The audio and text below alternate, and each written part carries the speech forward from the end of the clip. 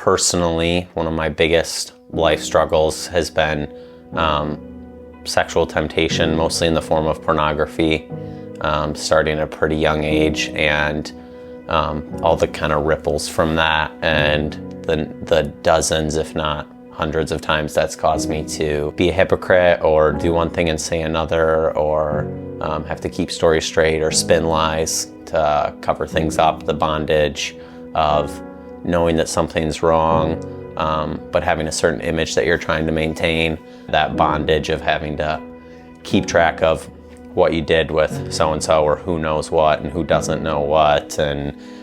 always wondering, is this gonna come out? And if this did come out, what am I gonna say to cover it up, or minimize it, or diminish it, or how can I make it look like this was, just one thing one time rather than some ongoing pattern, just all of that constant like image management, manipulation of people around you, people's perceptions of you, what's said about you, what's not said about you.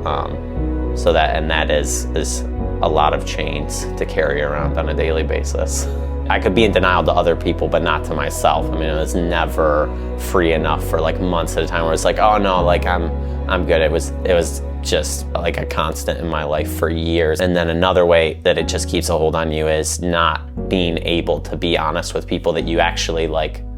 a part of you wants to be honest with. What really put me on a path towards freedom was just confessing, just literally having like 2 or 3 people in my life that I wasn't giving in to the image management side of things, having people that I was willing to just say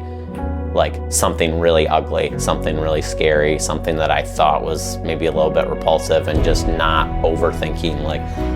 but then they'll think this of me, or but then I'll look like this, or but then they won't trust me with this, or they won't ask me to help with this. Just being willing to say, hey, like this is going on and it really sucks and I don't know what to do. The freedom of not being in bondage, what it lets you do relationally, I think it's just amazing. It's definitely the freedom in Christ that I think is the one thing we can offer the world that nothing else really can.